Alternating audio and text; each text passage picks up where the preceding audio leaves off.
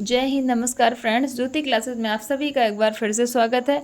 Friends, जैसा कि आप सभी को पता है, हमारी जो क्लास 6 की सीरीज चल रही है होम साइंस की, क्लास 6 to 12th, वो कंटिन्यू है। और उसमें हमने अभी तक हमारा जो क्लास 6 था उसको हमने कंप्लीट कर लिया है। आप सभी से रिक्वेस्ट है कि अगर अभी तक आपने हमारी क्लास 6 की वीडियोस नहीं देखी है तो प्लीज़ प्लेलिस्ट में जाइए और क्लास 6 की वीडियोस को पहले आप देखिए, क्योंकि उसमें सारे ही चैप्टर टॉपिक वाइज आपको बहुत ही इजी लैंग्वेज में, आसान भाषा में कराए गए हैं। आप जब क्लास 6 के सारे चैप्टर पढ़ लेंगे, यानी कि उनकी वीडियोस देख लेंगे, तो ही आपको जो 7th का हमारा ये चल रहा है वो आपको समझ में आएगा। तो हमारा इससे क्या है फ्रेंड्स, हमारा जो टारगेट है, और हमारा टारगेट क्या है कि जो भी हमारे होम साइंस से रिलेटेड एग्ज़ाम है, चाहे TGT, PGT, net, LT grade, कोई सा भी हो फ्रेंड्स, आप एक बार बुक पढ़ डालिए पूरी और आप हर एग्ज़ाम के लिए प्रिपेयर हो जाएंगे। ये तो आपको भी पता है, किसी भी तैयारी के लिए, यानी कि कोई भी एग्ज़ाम क्रैक करने के लिए क्या करना होता है, उसका सिलेबस कंप्लीट करना होता है। और हम यही गलती करते हैं कि हम सब कुछ पढ़ते हैं लेकिन सिलेबस ही नहीं पढ़ते, और जब सिलेबस ही नहीं पढ़ते फ्रेंड्स तो हमारा एग्ज़ाम नहीं निकलता, और हमारा एग्ज़ाम नहीं निकलता, हम अपने लक्ष्य तक नहीं पहुंचते। तो हम कहते हैं कि यार मैंने तो सब कुछ पढ़ा था पर फिर भी पता नहीं क्यों कैसे मेरा रह गया। तो ऐसा नहीं है फ्रेंड्स, कभी भी कोई भी एग्ज़ाम बड़ा नहीं होता, हमारी तैयारी छोटी होती है। तो इसीलिए तैयारी अपनी बड़ी कीजिए। आप देखना, आपको हर एग्ज़ाम छोटा लगने लगेगा, और होम साइंस से रिलेटेड जितने भी एग्ज़ाम हैं आप उनको ईजिली अपने आप ही आप सॉल्व कर लेंगे, क्योंकि इस जो हमारी बुक की जो सीरीज चल रही है ना, इसको कंप्लीट कराने के बाद मैं आपको टीजीटी, पीजीटी के क्या करूँगी, मैं प्रीवियस ईयर भी कराऊँगी, आपको क्वेश्चंस भी कराऊँगी फ्रेंड्स। और आप देखना, जब हम क्वेश्चंस करेंगे ना तो आप उसके आंसर खुद ब खुद करेंगे, मुझे बोलने की ज़रूरत नहीं होगी, मुझे बताना ही नहीं पड़ेगा कि इसका आंसर क्या होगा, क्योंकि आपके क्या है कि आपको हर कॉन्सेप्ट तब तक समझ में आ गया होगा। क्योंकि कोई भी चीज़ करने के लिए, कोई भी क्वेश्चन को सॉल्व करने के लिए क्या होना चाहिए, हमारा कॉन्सेप्ट क्लियर होना चाहिए। अगर हमारा कॉन्सेप्ट क्लियर है तो हम किसी भी जो है किसी भी पेपर को इजीली सॉल्व कर सकते हैं। अगर हमारा कॉन्सेप्ट क्लियर नहीं है फ्रेंड्स तो हम रट्टा मार के या 2-4 प्रीवियस ईयर लगा के क्या ही कर लेंगे। तो बस ये मेरी छोटी सी कोशिश है कि आपको ऑथेंटिक सोर्स दिया जाए, और बुक से ज़्यादा ऑथेंटिक कुछ भी नहीं हो सकता। और फ्रेंड्स, बस यही है कि आप बस पढ़ते रहिए, इस सीरीज में कंटिन्यू बने रहिए। जब आप धीरे धीरे डेली पढ़ेंगे ना, आपको देखना, आपको मज़ा भी बहुत आएगा, और आप इसमें इंटरेस्ट भी लेंगे, और आपको चीज़ें समझ में भी आएंगी। तो और हाँ फ्रेंड्स, जो ये आपको वीडियोस प्रोवाइड कराई जा रही है, अगर आप देख रहे हैं तो प्लीज़ इसको ज़्यादा से ज़्यादा अपने फ्रेंड्स के साथ, अपने दोस्तों के साथ शेयर कीजिए, चैनल को सब्सक्राइब कीजिए, बेल आइकन को प्रेस कीजिए, और अपनी राय कमेंट के माध्यम से हमें ज़रूर बताइए कि हाँ, जो अभी तक हमने आपको अप्रॉक्स 34-36 वीडियोस जो है मैंने प्रोवाइड करा दी है, अगर आपने देखी है तो क्या आपको उसमें से कुछ समझ में आ भी रहा है कि नहीं आ रहा। प्लीज़ अपनी राय भी हमें बताइए, जिससे कि मैं अगर कुछ नहीं अगर समझ में आ रहा तो मैं अपनी स्ट्रेटजी चेंज करूं। तभी तो मुझे पता लगेगा ना कि सही चल रही हूं मैं, कि या फिर मैं ऐसे ही पढ़ा रही हूं और आप लोगों के माइंड में कुछ भी नहीं जा रहा है ना। तो प्लीज़ फ्रेंड्स, अपनी राय बताइए, और इस वीडियो को ज़्यादा से ज़्यादा शेयर कीजिए, जिससे कि जो भी आपके फ्रेंड्स हैं, दोस्त हैं, उनकी भी पढ़ाई क्या हो सके, कंटिन्यू हो सके। क्योंकि अगर आपने सुना होगा, हम दूसरों की हेल्प करते हैं तो ईश्वर हमारी हेल्प खुद ब खुद करते हैं, है ना। तो प्लीज़ आप सबकी, हम लोगों का यही है कि हम एक दूसरे की हेल्प करें और ग्रुप में स्टडी करें। तो चलिए शुरू करते हैं आज की क्लास। आज की क्लास में आप देख पा रहे होंगे स्क्रीन पर हम क्या करने वाले। क्लास 7th हमारा स्टार्ट हो गया, हमने आपको पहले ही बताया, और उसमें हमने चैप्टर 3 तक कंप्लीट कर लिया था। तो फ्रेंड्स, जैसा कि हम हमेशा करते हैं कि कोई भी न्यू टॉपिक स्टार्ट करने से पहले हमारा जो प्रीवियस में हमने किया है ना, उसका एक बार रिवीजन लेते हैं। उससे क्या होता है कि हम आगे तो पढ़ते हैं, बट हमने जो पीछे का किया हुआ है वो भी हमारे माइंड में साथ ही साथ कनेक्ट हो जाता है, जिससे क्या होता है प्रीवियस का और अभी हम जो कर रहे हैं, दोनों ही जो हम पढ़ते हैं फ्रेंड्स, वो क्या होता है आपस में एक दूसरे से कनेक्ट हो जाते हैं। और हम ऐसा नहीं कि आगे तो पढ़ रहे हैं, आज की क्लास हमने कर ली, हमने प्रीवियस क्लास में क्या पढ़ा था वो तो हमें पता ही नहीं। तो ऐसा नहीं होता ना, बस रिवीजन कराने का मेरा एक ही जो है पर्पज़ होता है। तो चलिए फटाफट क्विक रिवीजन करते हैं, फिर चलते हैं अपने नेक्स्ट चैप्टर की तरफ। हाँ, थोड़ी सी वीडियो बड़ी हो जाती है, 2-4 मिनट रिवीजन का लग जाता है, लेकिन रिवीजन करने से क्या 2-4 मिनट में क्या ही होता है फ्रेंड्स, थोड़ा रिवीजन कर लेते हैं तो हमने जो पढ़ा है वो माइंड में फेड हो जाता है ना। इसीलिए आपको मैंने पहले ही बताया, revision is the most important part of our study, है ना। तो चलिए शुरू करते हैं। ये हमने पढ़ा था गृह प्रबंध, जिसमें हमने पढ़ा था वस्तुओं के मूल्यों का ज्ञान एवं पारिवारिक हिसाब किताब रखना।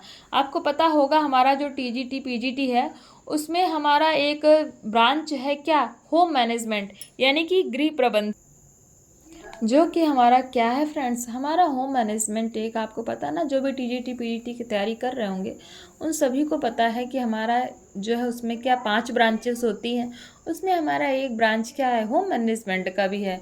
तो गृह प्रबंध को इंग्लिश में कहते हैं होम मैनेजमेंट। और आज हम 6 में तो हमने इसके बारे में नहीं पढ़ा था, आज हम 7th में ही इसके बारे में हमने पढ़ा है। ये हमारा फर्स्ट चैप्टर है होम मैनेजमेंट का, वस्तुओं के मूल्यों का ज्ञान एवं पारिवारिक हिसाब किताब रखना, जिसमें हमने देखा था वस्तुओं के मूल्यों का ज्ञान होना क्यों आवश्यक है और वो कैसे ज्ञात हो सकते हैं, किन माध्यम से हो सकते हैं। तो माध्यम क्या थे, समाचार पत्र, बाजार, रेडियो और टीवी, व्यक्तिगत रूप से।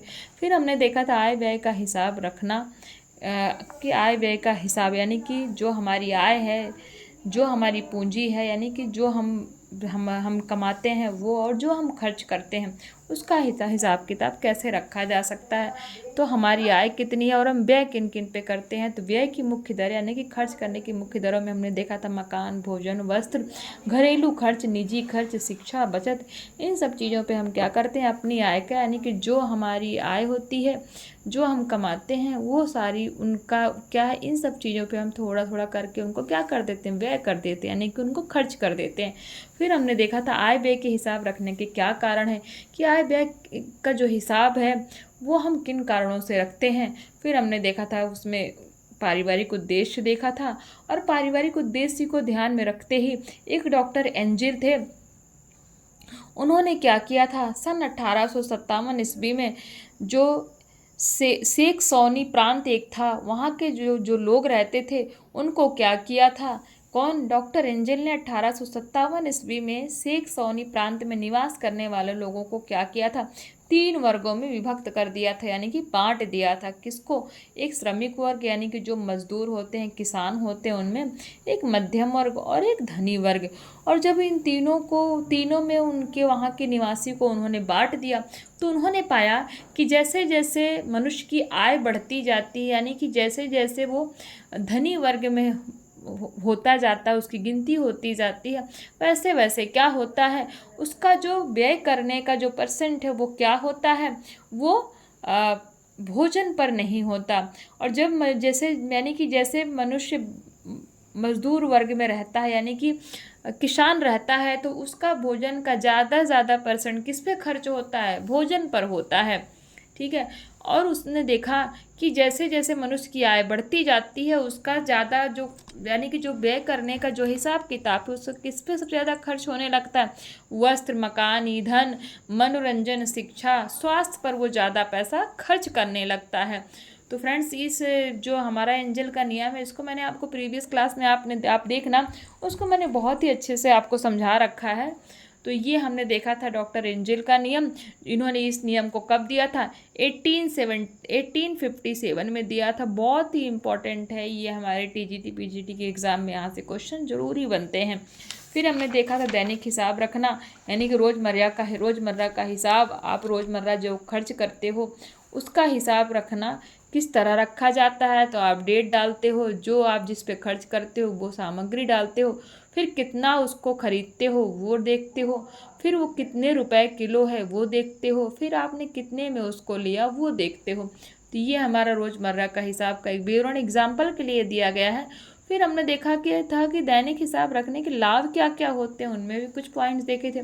फिर एक था हमारा धोबी का हिसाब रखना, कि धोबी का हिसाब हम किस तरह रख सकते हैं, उसका भी आप विवरण देख सकते हैं। ये भी हमने बहुत ही अच्छे से प्रीवियस क्लास में क्या किया था, कंप्लीट किया था।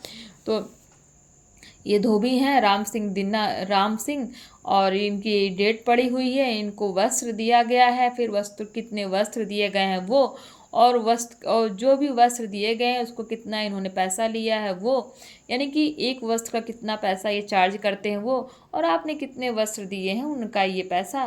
फिर कपड़े लाने की तिथि, कौन सी डेट को ये लाए। फिर इसमें अन्य आ जाते थे, ये भी हमने प्रीवियस क्लास में बहुत ही अच्छे से समझा था। फिर हमने देखा था दोहवीं का हिसाब रखने के क्या क्या लाभ हैं।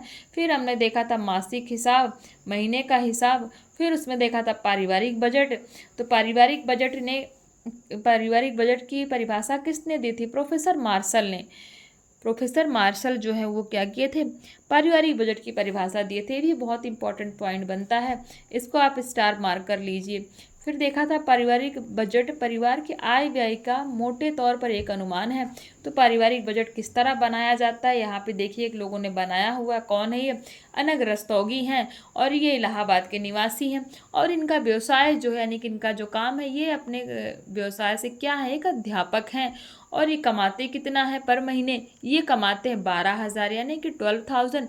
और इनके परिवार में रहने वाले सदस्य 3 पुरुष और 4 स्त्रियां हैं। तो ये इतने लोग हैं, इतना ये कमाते। इन्होंने अपना व्यवसाय डाला। जब भी बजट बनाया जाता है तो इसी तरह बनाया जाता है। कौन सा बजट? पारिवारिक बजट। और पारिवारिक बजट की परिभाषा किसने दी? प्रोफेसर मार्शल ने दी। तो ब्याज की दरें इन्होंने देखा है, डाला है। और ब्याज में धनराशि, यानी कि पैसा कितना और उसको परसेंट में कैसे, तो वो ये देखिए इन्होंने दिया। ये भी हमने प्रीवियस क्लास में बहुत ही अच्छे से समझा था। ये आप देख सकते हैं, जो ये डॉक्टर हैं, ये जो कौन थे, ये थे हमारे अनग रस्तोगी। इन्होंने अपना जो भी आय व्यय दिया था, ये आप देख सकते हैं। बजट बनाते समय हमें कौन सी सावधानियां बरतनी चाहिए, ये हमारा लास्ट टॉपिक था। यानी कि जब भी हम बजट बना रहे हैं, कौन सा बजट? पारिवारिक बजट, तो हम क्या करें? उसमें हमें कौन कौन सी बजट बनाते समय कौन कौन सी बातों का ध्यान रखना चाहिए, वो हमें सावधानियां कौन कौन सी बरतनी चाहिए, वो भी हमने इधर देखा था। और लास्ट में हमने देखा था फ्रेंड्स, इस चैप्टर के स्मरणीय तथ्य, यानी कि मेमोरेबल फैक्ट। मेमोरेबल फैक्ट नाम से ही पता लगता है कि आपने जो भी ये पूरा चैप्टर पढ़ा गृह प्रबंधन यानी कि होम मैनेजमेंट का, उसमें आपको इम्पॉर्टेंट क्या क्या है, यानी कि उसमें कौन कौन से इम्पॉर्टेंट टॉपिक हैं, कौन कौन से इम्पॉर्टेंट पॉइंट हैं जिनको आपको अपने माइंड में रखना चाहिए। तो इसीलिए इसको बोलते हैं स्मरणीय तथ्य, बहुत ही इम्पॉर्टेंट होता है। फिर हमने देखा था प्रश्नावली, जिसमें हमने बहुविकल्पीय, रिक्त स्थान और सही गलत किए थे। साथ ही हमने आपको होमवर्क में दिया था, क्या दिया था? अति लघु उत्तरीय प्रश्न, लघु उत्तरीय प्रश्न, दीर्घ उत्तरीय प्रश्न। और आपसे फ्रेंड्स ये भी बोला था कि आप ये जो क्वेश्चन है इनके स्क्रीनशॉट ले करके आप क्या करिए, इनको जो है आप सॉल्व करने की कोशिश कीजिए और कमेंट के माध्यम से अपनी राय हमारे तक अवश्य पहुंचाइए। बट आप लोगों का कोई भी रिस्पांस नहीं आया।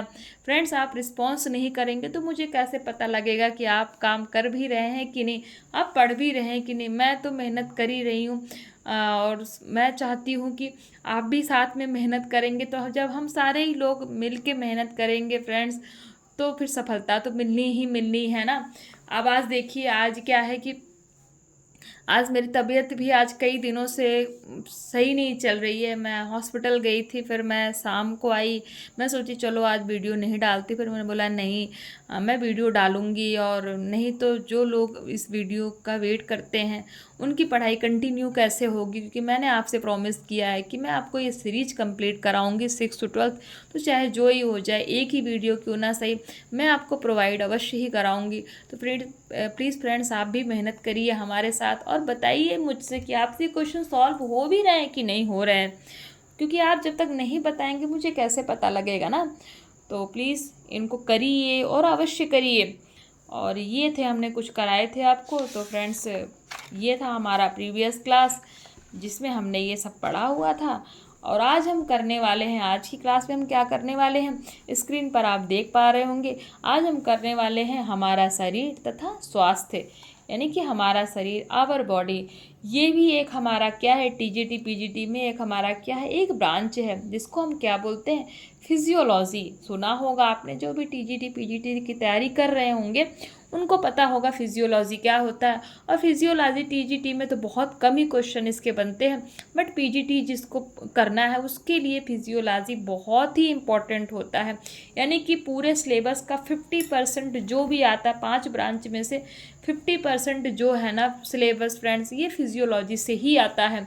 तो प्लीज़ जो भी पीजीटी की तैयारी कर रहे हैं वो जब भी फिजियोलॉजी से रिलेटेड कोई भी चैप्टर आता है तो प्लीज़ उसको बहुत ही आसानी से समझें, बहुत ध्यान लगाकर उसको पढ़ें और सुनें, जिससे कि आपको हर पॉइंट समझ में आए।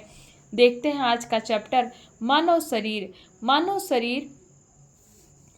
मानव शरीर मशीन के समान है। जिस प्रकार मशीन में अनेक पुर्जे होते हैं, इट मीन्स पार्ट होते हैं, उसी प्रकार मानव शरीर में अनेक अंग होते हैं जिसके द्वारा मानव शरीर अपना कार्य करता है। मशीन के किसी पुर्जे में कमी आने पर वह कार्य नहीं करती। उसी प्रकार मानव शरीर के किसी भी अंग में विकार उत्पन्न हो जाता है तो वह भी प्रभावित होता है। मशीन ईंधन से चलती है, मानव शरीर भोजन रूपी ईंधन से चलती है। इट मीन्स हमारा जो शरीर है इसको भी तो ईंधन चाहिए ना। जैसे हम गाड़ी चलाने के लिए, बाइक चलाने के लिए क्या यूज करते हैं, पेट्रोल का यूज करते हैं, डीजल का यूज करते हैं, तो वो भी एक ईंधन से ही चलता है। वैसे हमारा शरीर है फ्रेंड्स, हमारा शरीर को भी ईंधन चाहिए। और हमारा शरीर किस ईंधन से चलता है, वो भोजन रूपी ईंधन से चलता है। यानी कि पता ही है हमें कि हमारा शरीर पूरा टाइम भागता रहता है और अगर एक टाइम इसको भोजन न मिले तो ये क्या हो जाता है, लेजी हो जाता है, इसकी गाड़ी रुक जाती है। तो मानव शरीर जो है उसको क्या है, भोजन रूपी ईंधन से ही वो चलता है, इसलिए उसको भोजन चाहिए। और फिर छात्राओं को मानव शरीर की जानकारी होनी चाहिए। अब फ्रेंड्स, ये छात्र हो या छात्रा, सभी को मानव शरीर के विषय में जानकारी होना चाहिए। कौन सी, शरीर के अंगों की, यानी कि जो मानव शरीर में जितने अंग हैं उनकी जानकारी होनी चाहिए। और वो अंग कौन से कार्य करते हैं उनकी जानकारी होनी चाहिए। और उस अंग से कौन से रोग उत्पन्न होते हैं उनकी जानकारी, और रोगों से बचने के उपाय आदि की जानकारी होनी चाहिए। इट मीन्स अंगों की जानकारी, उनके कार्यों की जानकारी, उनमें उत्पन्न होने वाले रोगों की जानकारी, रोगों से बचने के उपाय आदि की जानकारी होनी चाहिए। किसमें, हमारे शरीर में। देखते हैं मानव शरीर के अंग। बहुत से अंग आपस में समन्वय रखते हुए शरीर की जैविक क्रियाओं में से एक को पूरा करते हैं। उक्त क्रिया को पूरा करने के लिए जितने भी अंग साथ मिलकर काम करते हैं, क्या, उक्त क्रिया को पूरा, यानी कि कोई भी क्रिया को पूरा करने के लिए जितने भी अंग साथ मिलकर कार्य करते हैं उन अंगों के समूह को क्या कहते हैं, एक तंत्र कहते हैं। इट मीन्स सिस्टम कहते हैं, बोलते हैं ना सिस्टम खराब हो गया है तो सिस्टम कहते हैं। जैसे पाचन क्रिया के लिए मुंह, दांत, आहार नाल आदि की आवश्यकता होती है। इसी प्रकार अन्य तंत्र भी हैं, जैसे श्वसन तंत्र, अस्थि तंत्र, प्रजनन तंत्र आदि। किसी भी जैविक क्रिया को पूरा करने के लिए लगभग सभी अंगों का समान रूप से सहयोग आवश्यक है, अन्यथा वह क्रिया अपूर्ण रह जाती है। इट मीन्स पूरी नहीं होती है।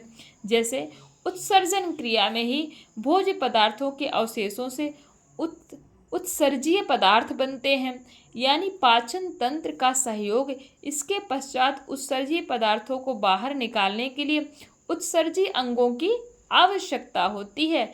इस प्रकार एक ही क्रिया को पूर्ण करने के लिए कई अंगों तथा तंत्रों का साथ साथ समन्वय आवश्यक है।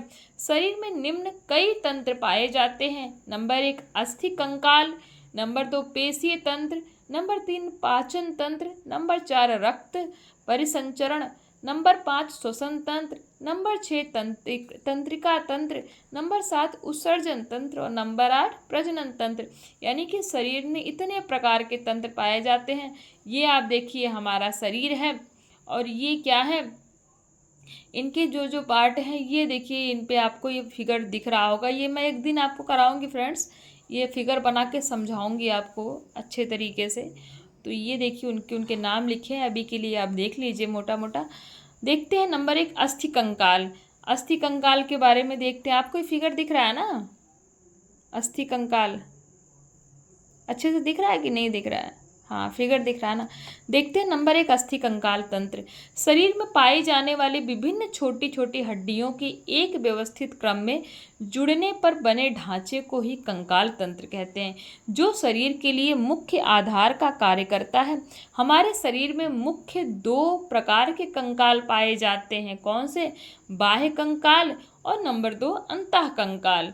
बाह्य कंकाल क्या होता है? यह मुख्यतः सभी जंतुओं के शरीर में पाया जाता है, जैसे नाखून, बाल तथा दांतों के इनेमिल, परंतु मनुष्य में बाह्य कंकाल अंतः कंकाल की अपेक्षा अत्यंत ही छोटे रूप में होता है।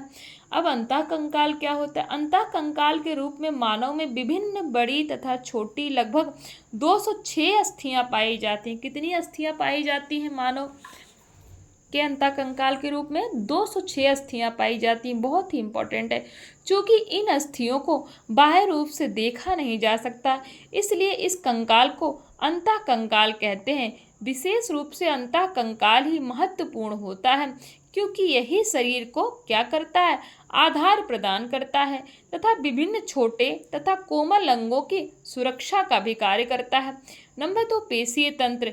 हमारे शरीर का ढांचा अस्थियों का बना होता है और मांसपेशियां ढांचे पर आवरण बनाती हैं।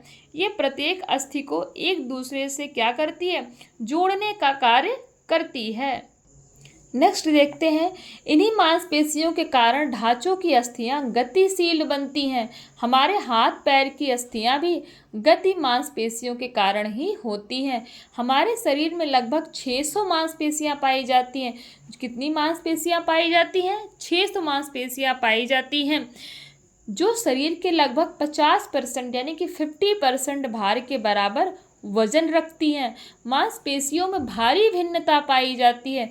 कुछ मांसपेशियां बहुत छोटी, जैसे कान के अंदर की, तथा कुछ बहुत बड़ी, जैसे पैर की होती हैं। कुछ बहुत कमज़ोर, जैसे आँख की होती हैं, तथा कुछ बहुत मजबूत, जैसे ठोड़ी की होती हैं। मांसपेशियों के द्वारा ही शरीर की सुडौलता व सौंदर्यता बनती है, यानी कि मांसपेशियों के द्वारा क्या होता है? हमारा शरीर सुडौल और सौंदर्य दिखता है।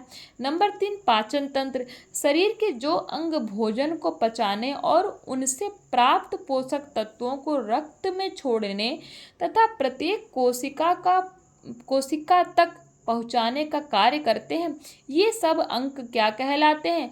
पाचन तंत्र के अंतर्गत आते हैं, यानी कि पाचन तंत्र कहलाते हैं। इन अंगों के सामूहिक रूप को ही पाचन संस्थान कहते हैं।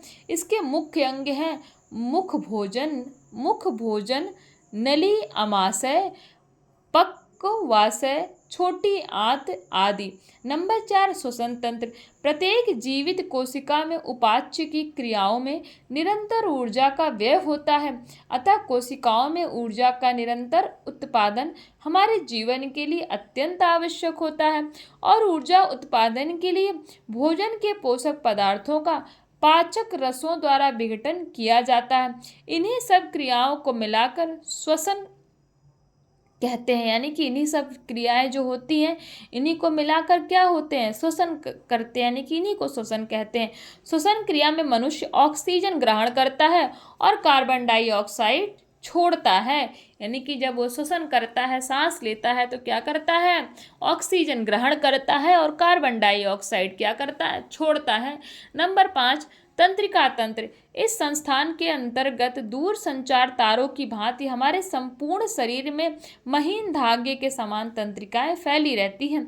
ये तंत्रिकाएं वातावरणीय परिवर्तनों की सूचनाओं को संवेदी अंगों से प्राप्त करके तेजी से मस्तिष्क को दी जाती हैं, जहां ये इनकी प्रतिक्रियाओं में सूचनाएं विभिन्न अंगों को भेजी जाती हैं और विभिन्न पेशियों एवं ग्रंथियों की क्रियाओं को प्रभावित करके शरीर के विभिन्न भागों के बीच समन्वय स्थापित करती हैं। नंबर 6, रक्त परिसंचरण तंत्र। रक्त को रक्त वाहिनियों में पंप करने का कार्य हृदय द्वारा किया जाता है। रक्त वाहिनियों में चक्कर लगाता रहता है। रक्त क्या करता है? हमारी जो वाहिनियाँ होती हैं उनमें क्या करता है? चक्कर लगाता रहता है। इस प्रकार प्रति मिनट लगभग 72 बार एक स्वस्थ मनुष्य हृदय रक्त को पंप करके झटके से बाहर निकालता रहता है। कितनी बार? 72 बार। इस प्रकार रक्त का पूरे शरीर में प्रवाह जीवन पर्यंत जारी रहता है। रक्त परिसंचरण में हृदय के साथ साथ कुछ अन्य अंग भी महत्वपूर्ण सहयोग करते हैं जो निम्नलिखित, यानी कि जब रक्त का परिसंचरण होता है तो हृदय के साथ साथ कुछ और अंग भी होते हैं जो उनमें सहयोग करते हैं। वो कौन से हैं? हृदय रक्त नलिकाएं, ये भी 3 प्रकार की होती हैं। एक शुद्ध रक्त हृदय से ले जाने वाली धमनियां, दूसरे अशुद्ध रक्त हृदय में लाने वाली शिराएं, तीसरी प्रकार की नलिकाएं जो कोशिकाएं शुद्ध रक्त ही ले जाती हैं। अतः रक्त एक जगह रुकता नहीं, पूरे शरीर में चक्कर लगाता है।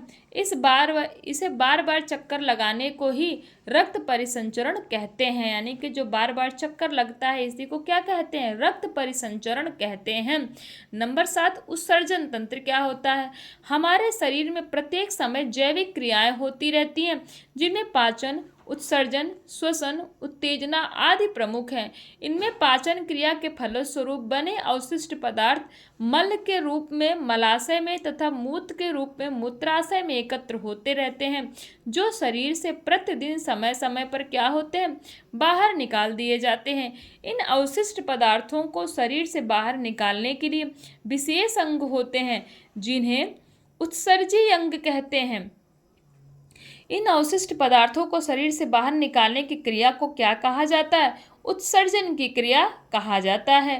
तथा उत्सर्जी अंगों का वर्णन करने वाले तंत्र को उत्सर्जी तंत्र कहते हैं। तो उत्सर्जी तंत्र किसे कहते हैं?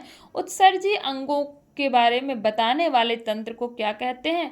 उत्सर्जी तंत्र कहते हैं।